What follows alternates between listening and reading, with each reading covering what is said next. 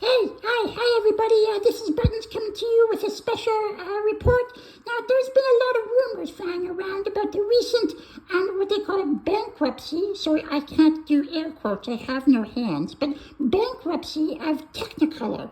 Okay, and now, as many of you know, some of my fans know, I've been doing some consulting and project management work for Technicolor for a number of years now, and I've addressed them several times as a company. And so I just wanted to put the record straight a little bit about what's been going on with Technicolor, okay? And so it comes down to one word: vampires.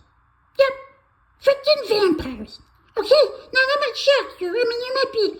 You're probably like, oh, is it? Yeah, but anyway, that is the absolute 100% truth. The company was set up 110 years ago by vampires to extract blood from workers on a global level. Okay, you go in the Technicolor and you're like, hey, where did Joe go? Okay, where did Joe go?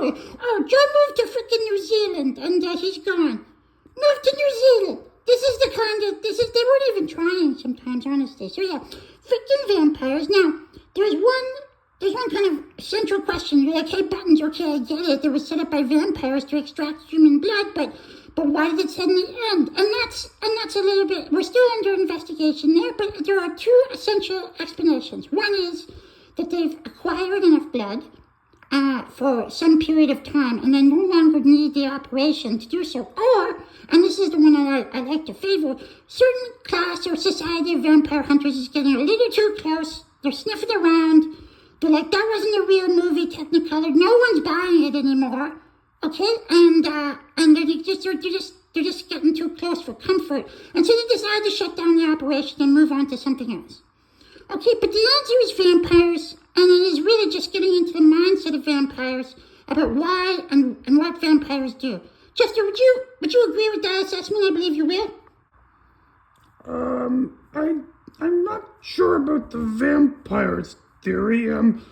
For me, it seems to be I don't know much about it, granted, but it seems to be just a deeply insecure industry under enormous pressure from some fairly aggressive studios, and there's no trade association, and that seems to be something that's been cited for, a decade. I mean, we've seen countless studios, post-production studios, go bankrupt, and that seems to have been this deeply insecure industry, maybe exasperated by a number of factors, including a post-COVID recovery and various writer strikes, cited by the management of the business itself. And then, first and foremost, there does seem to have been a challenge with the executive leadership of the business, who mismanaged the situation in several different ways, culminating in a very, very poorly structured ending to a long-standing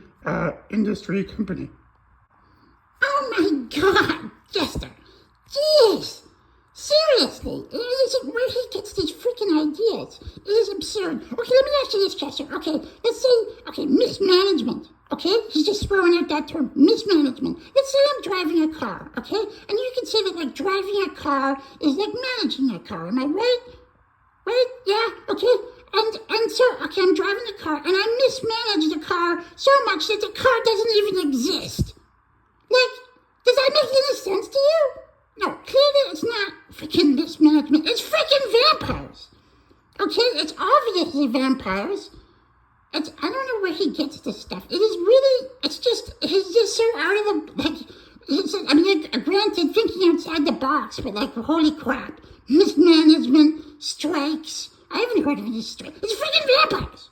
Okay, so thanks so much for tuning in. Freaking vampires is the answer about what happened to Technicolor. The question is, and leave a message in the comments, is it that a society of vampire hunters were getting too close, or does Technicolor have enough blood, or the vampires that were running Technicolor, do they have enough human blood now that they no longer need to collect it for the time being? Leave an answer in the comments. Thanks very much.